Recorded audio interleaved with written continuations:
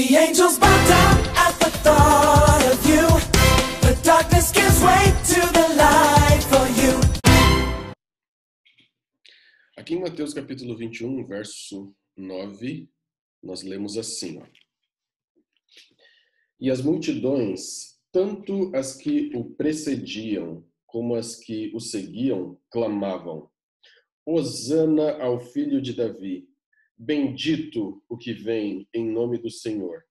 Hosana nas maiores alturas. Agora vire algumas páginas e leia comigo capítulo 27 do verso 15 em diante. Ora, por ocasião da festa, costumava o governador soltar ao povo um dos presos, conforme eles quisessem. Naquela ocasião tinham eles um preso muito conhecido chamado Barrabás. Estando, pois, o povo reunido, perguntou-lhes Pilatos: A quem quereis que eu vos solte? A Barrabás ou a Jesus, chamado Cristo? Porque sabia que por inveja o tinham entregado. E, estando ele no tribunal, sua mulher mandou dizer-lhe: Não te envolvas nesse justo, porque em sonho muito sofri por seu respeito. Hoje em sonho. Verso 20. Mas os principais sacerdotes e os anciãos persuadiram o povo a que pedisse Barrabás e fizesse morrer Jesus. De novo perguntou-lhes o governador: Qual dos dois quereis que eu vos solte? Responderam eles: Barrabás. Replicou-lhes Pilatos: Que farei então de Jesus chamado Cristo?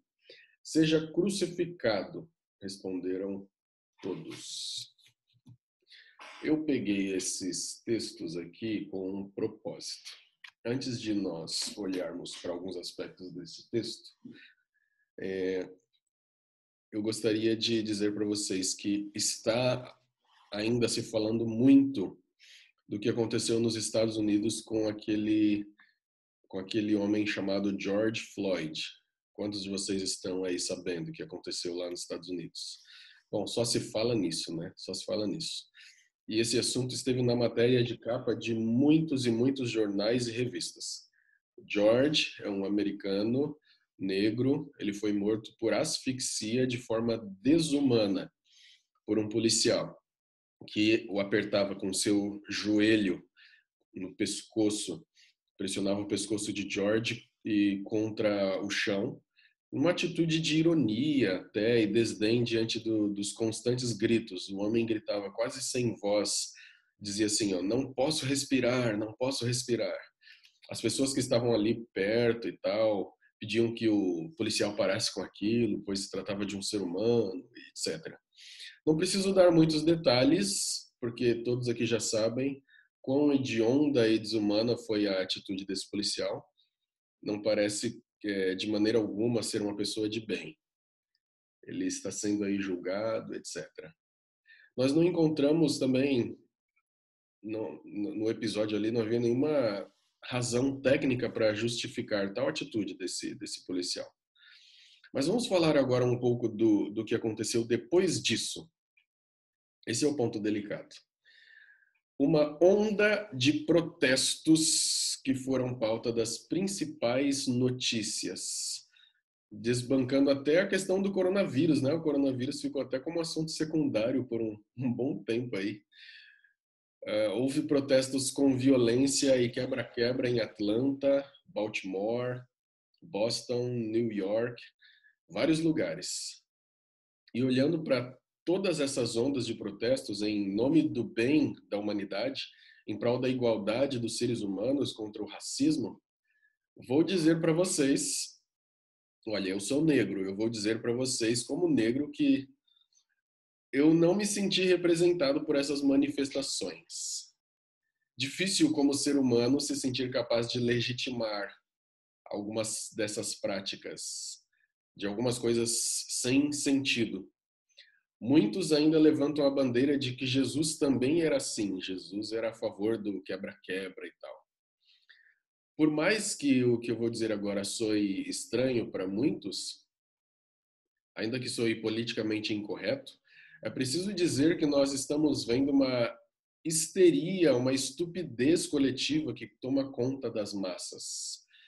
Eu acredito na inteligência do indivíduo, mas no que diz respeito às multidões, o que vemos não passa de histeria coletiva. Por isso que eu li esses dois textos. Não sei se vocês conseguiram comparar um com o outro. Parece que cada ano as coisas vão ficando piores. O indivíduo pode até ser inteligente, enquanto que as massas parecem ser burras.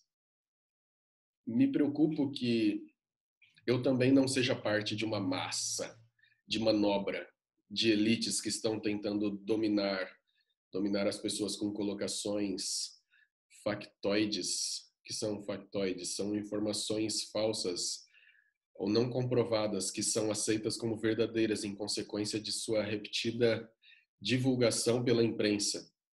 Então eu não quero ser manipulado por essas colocações muitas vezes estúpidas e que são transvestidas de verdade e sinceridade em busca do bem, quando não é o que acontece de fato. Quem manipula toda essa opinião pública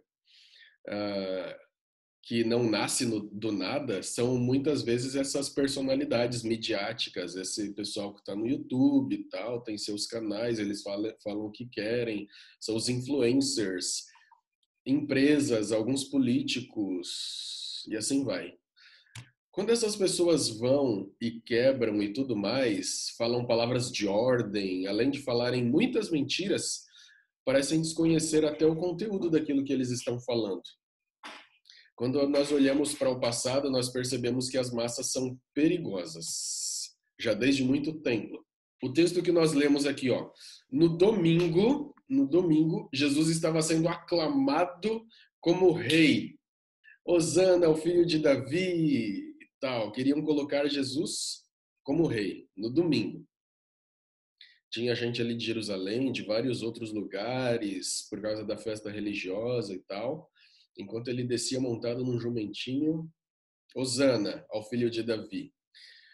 E então, alguns outros ainda diziam, esse é o rei dos reis, senhor dos senhores, bendito que vem em nome do Senhor. Os mesmos que faziam isso, pelo menos parte deles, estavam na sexta-feira seguinte diante de Pilatos gritando, não temos outro rei senão César, nós queremos Barrabás, que Jesus seja crucificado. Aí você pode perguntar, será que nós temos base na Bíblia para dizer que os que aclamavam Jesus como rei no domingo eram os mesmos que mandavam crucificá-lo na sexta? Ainda que nós não tenhamos um texto específico, há uma pergunta na qual nós podemos refletir. Onde estavam na sexta os que no domingo proclamavam Jesus como rei dos judeus? Onde eles estavam? Só o silêncio deles já nos põe para pensar. Se no mínimo não houve conivência. Martin Luther King, é apropriado citar esse nome, ele dizia assim, ó, o que me apavora mais não é a violência do mal, mas o silêncio das pessoas de bem. Isso é algo para a gente pensar, não é? Olha o que diz João capítulo 2, verso 23 até 25. João capítulo 2, verso 23 até o 25. Fala assim. Estando ele em Jerusalém durante a festa da Páscoa, muitos vendo os sinais que ele fazia, creram no seu nome. Mas o próprio Jesus não se confiava a eles, porque os conhecia a todos. E não precisava de que alguém lhe desse testemunho a respeito do homem, porque ele mesmo sabia o que era a natureza humana. Jesus sabia o que era a natureza humana. Jesus não se iludia pelo aplauso das multidões, porque ele sabia que as multidões mudam fácil e muito rápido de perspectiva. Trocam fácil de time quando lhes é conveniente. Em outras palavras, as multidões não são fiéis. Outra questão extremamente preocupante é quando alguém quer fazer o bem, mas não motivado pela graça de Deus, entende? mas por uma ideologia, pelo movimento das massas. É preocupante isso. A manifestação de muitos em favor de George Floyd, precisamos dizer, foi patética. Foi patética. Por quê?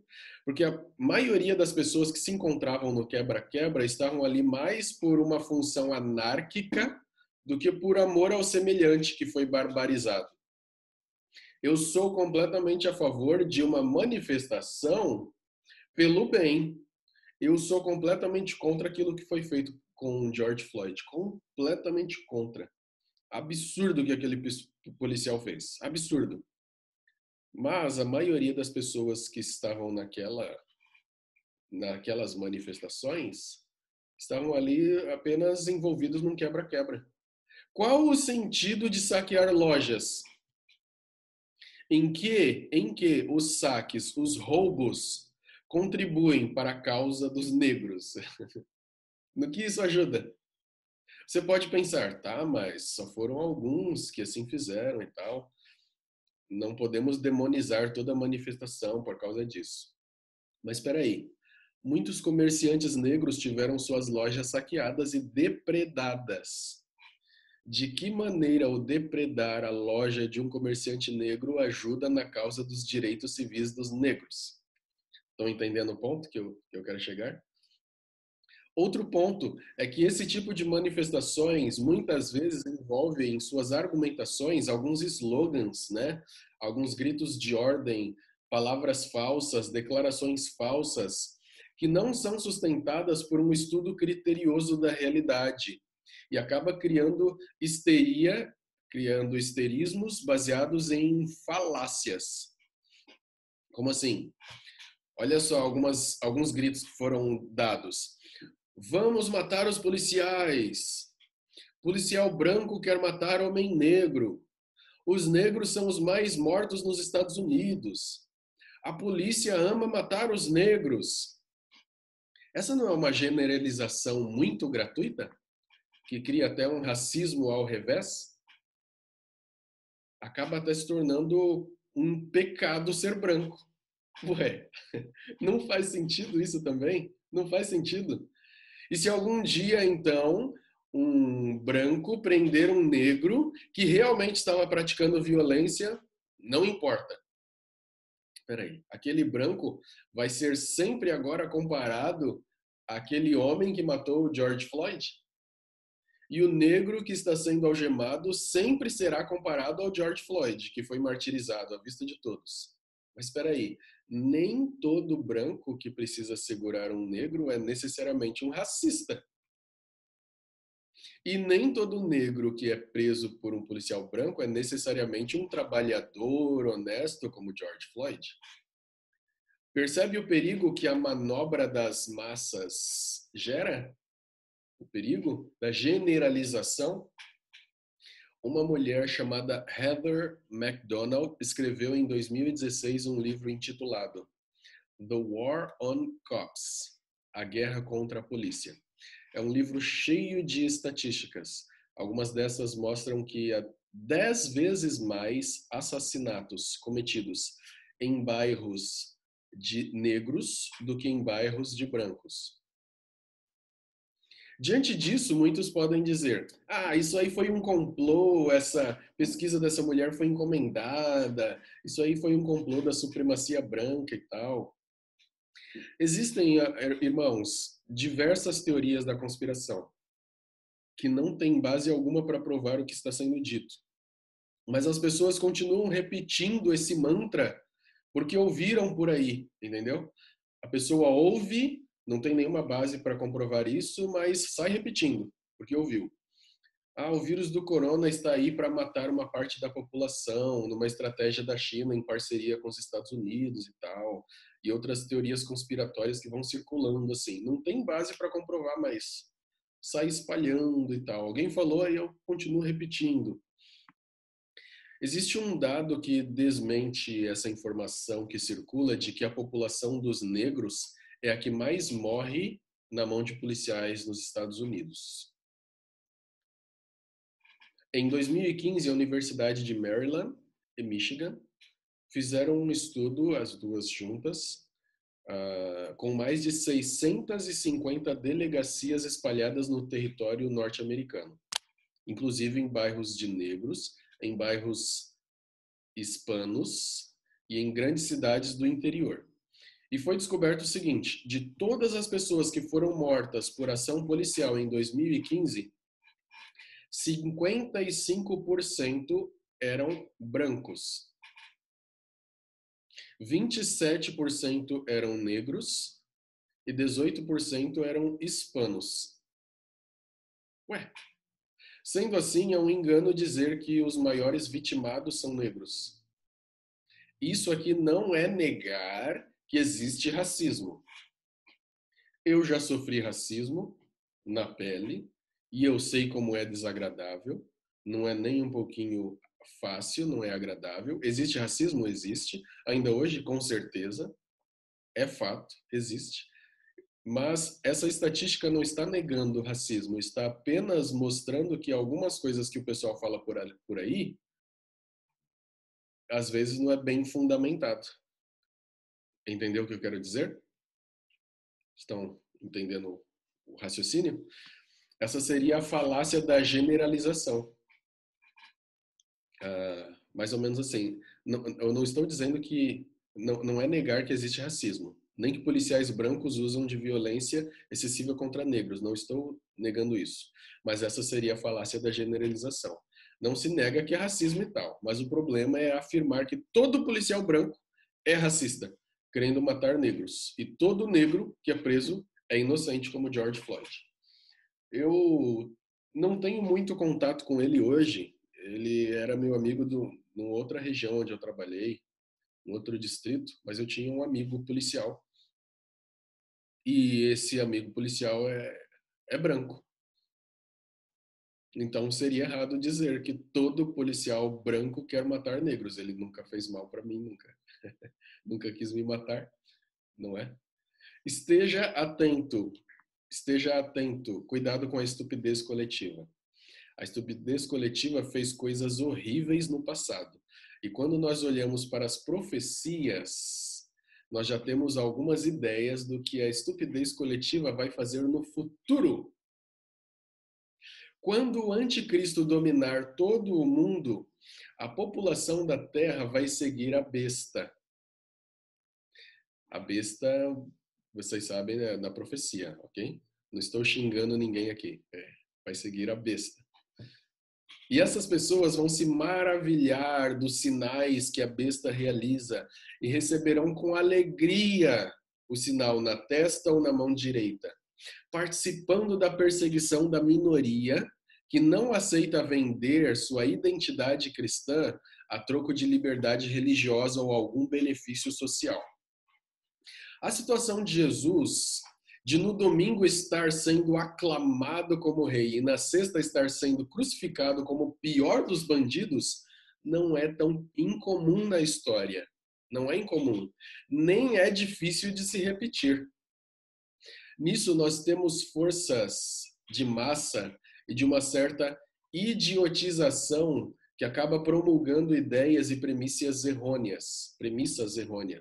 Por exemplo, como eu já falei, todo policial branco que prende homem negro é uma representação fidedigna do que aconteceu com Floyd.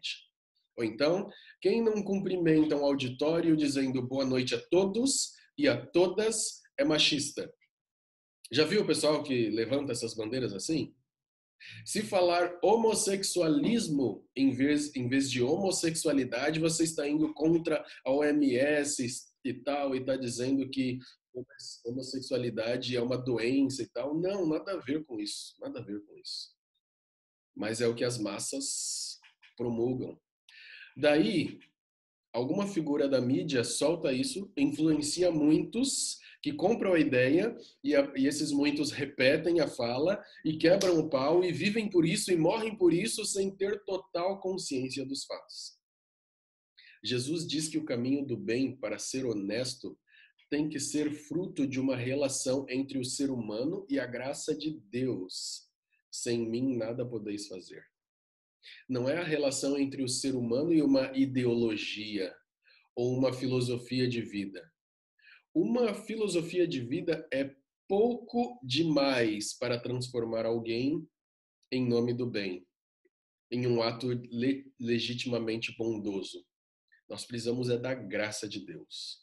Uma ideologia é capaz de mascarar resultados.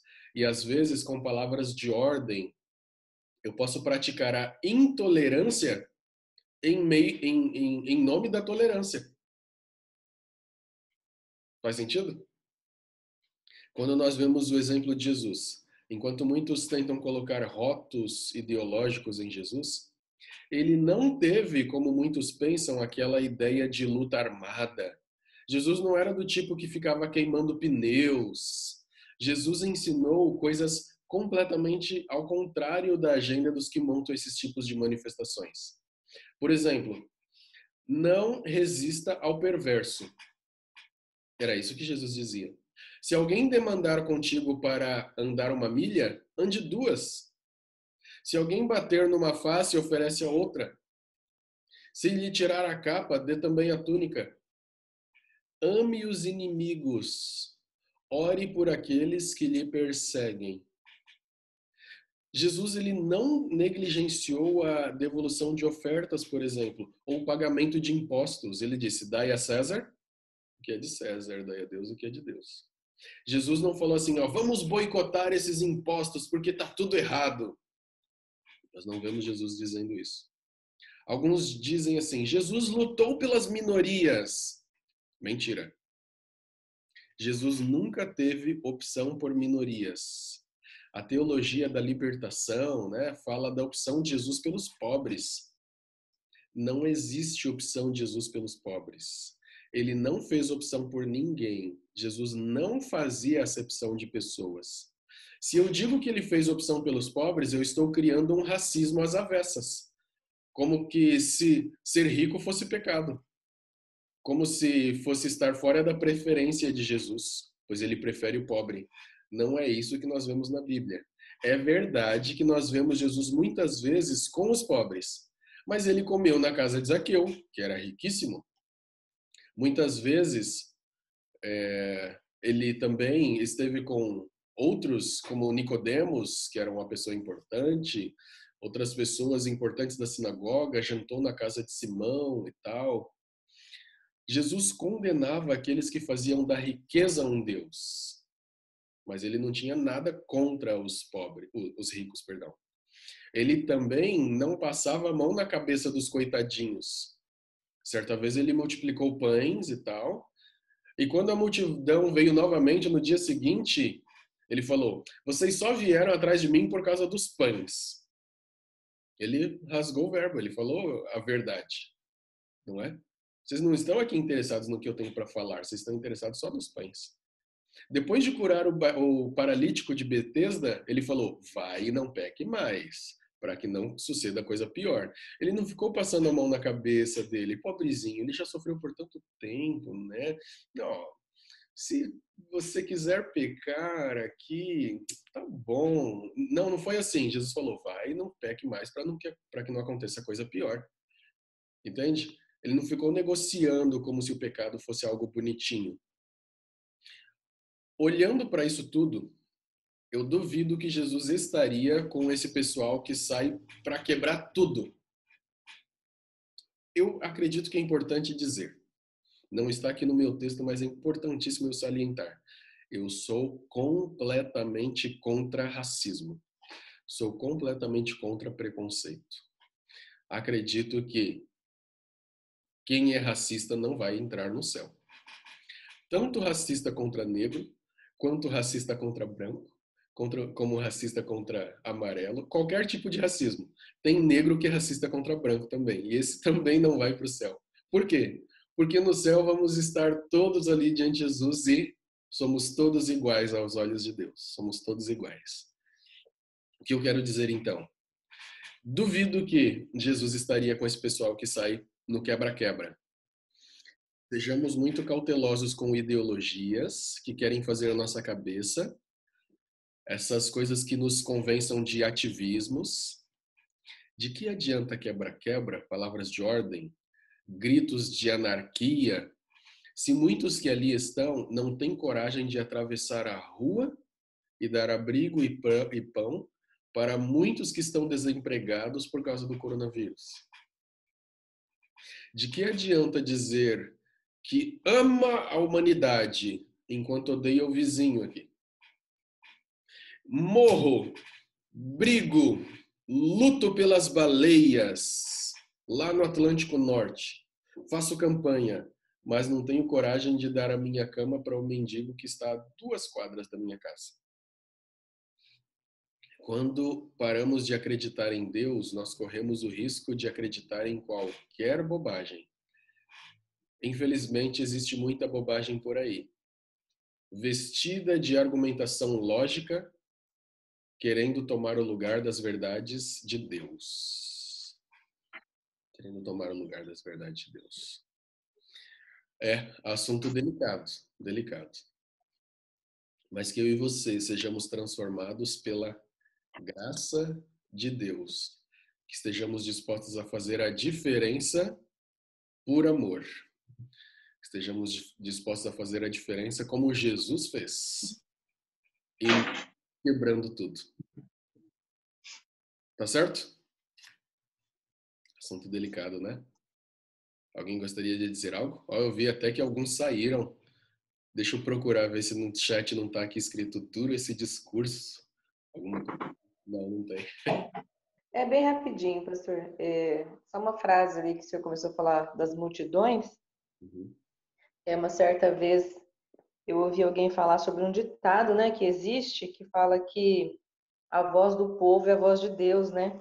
Existe esse ditado, mas esse ditado ele está contrário ao que a gente vê na Bíblia, porque a voz do povo, né, a voz das multidões, nunca foi a voz de Deus. Mesmo quando eles estavam gritando lá Hosana ao filho de Davi, o senhor me corrija se eu estiver errado, o propósito deles não era o mesmo propósito de Deus. O que eles queriam ali com Jesus, a questão dele ser o rei e tudo, era totalmente diferente do que o propósito que Jesus veio, né? Então, se a gente for olhar na Bíblia, as multidões estavam sempre contra o plano de Deus. A multidão sempre queria algo que não era o que Deus queria para elas. Então, quando a gente vai para a Bíblia, para ver se a multidão, né, se a voz do povo é a voz de Deus, a gente vai ver que não é. Então, por isso a gente tem que tomar muito cuidado, né? Que vai estar sempre distorcido aí da vontade de Deus, do que o povo, a vontade do que Deus quer, né? Para o seu povo, para a sua nação. Uhum. E isso eu diria até em todos os sentidos, né? Tem a questão que nós estamos falando, do racismo, né? Da desigualdade. E também a gente vê lutas pelos direitos das pessoas, né, se envolvendo em lutas aí por causa de direitos e tudo, mas de forma totalmente errada, totalmente reprovável. Então a gente precisa tomar cuidado. Uhum. A Ellen, depois o meu pai ali. Muito bem. A semana passada eu recebi um meme que ilustra muito bem a mudança de opinião que as massas têm quando um fala uma coisa, todo mundo diz amém. E esse meme, ele dizia, era assim, era a foto de um manifestante segurando um cartaz com palavras de ordem e gritando junto com a multidão. Mas o cartaz dele foi fotografado de costas. E atrás da placa era segurado por um taco de beisebol. Então a frase era o seguinte: quando você não sabe que a manifestação será pacífica. Ah, acho que eu vi isso aí. Fala, pai. Eu me preocupo muito com essas coisas, porque vai chegar um tempo em que a igreja vai ser perseguida. Uhum. Se hoje nós reagimos a tudo, ou concordamos, pelo menos não vamos na rua, mas pelo menos concordamos, nós temos que ter cuidado, porque vai ter um momento que nós vamos ser injustiçados e vamos ter que ficar quietos. Então, nem tudo a gente tem que reagir à força do mesmo modo que eles agem, né? Sabe, ele foi até a morte. muitos talvez tenham que passar por isso. Então, quando nós nos desenvolvemos muito em ideologias, eu acho que não está sendo muito bom, não faz bem para nós, né? É claro que esse caso que você citou do rapaz lá americano foi algo terrível, né? Revoltante, realmente revoltante. Quem não se revoltar com um negócio daquele, né, não é normal, né? Mas a reação que o povo teve, não você falou dos Estados Unidos, mas na Inglaterra, França, em vários outros lugares, a Alemanha, teve passeatas e quebra-quebra, né? Então nós temos que cuidar muito em nossa posição e o que nós fazemos. Eu não acho que não tem nenhum adventista lá no meio, creio, né?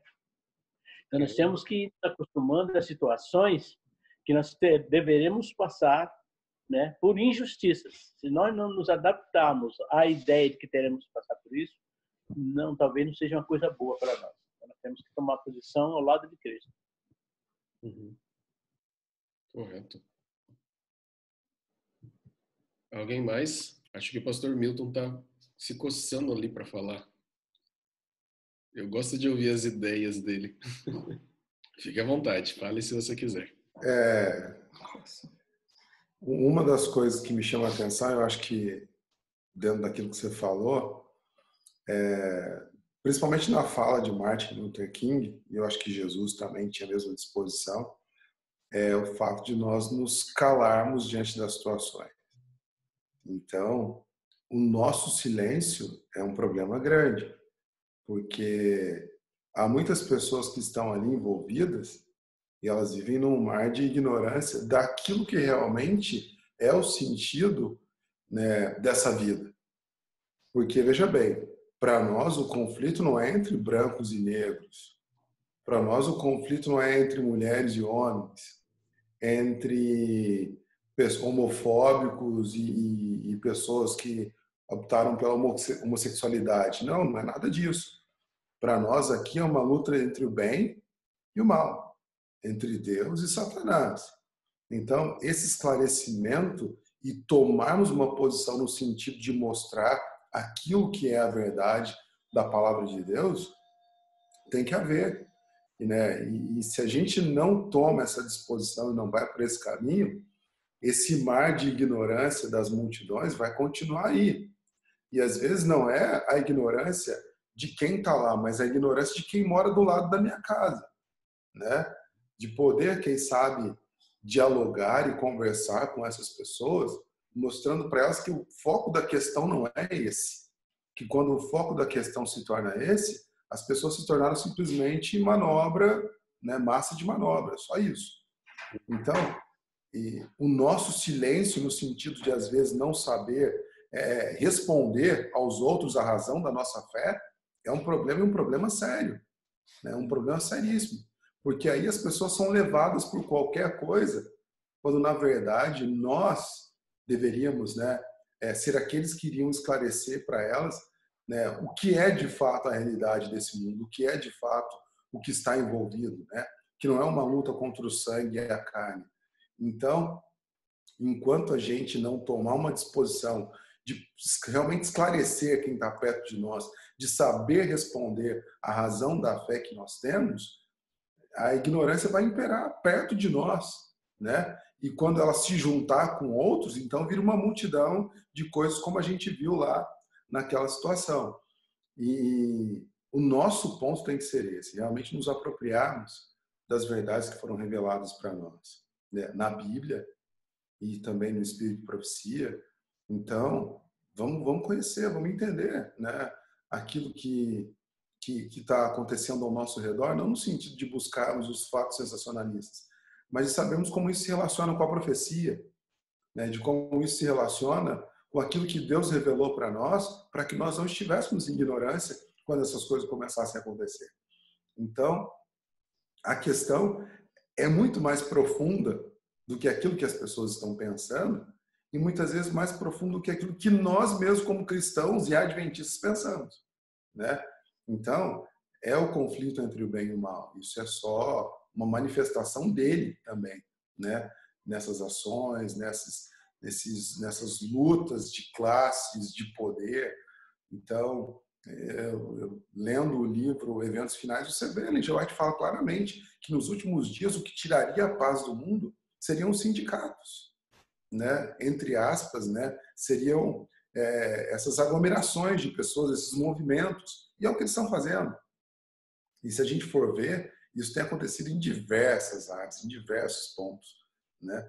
A questão da manifestação contra o racismo foi uma delas, mas tem muitas aí no mundo que realmente estão realmente tirando a paz do mundo, e a gente não pode deixar de falar que a questão não é essa, que a questão não é esses pontos que estão em pauta, mas que é de fato uma luta entre o bem e o mal, e que nós temos que nos posicionar em relação a isso, não em relação à luta por classe ou por qualquer outra razão, né?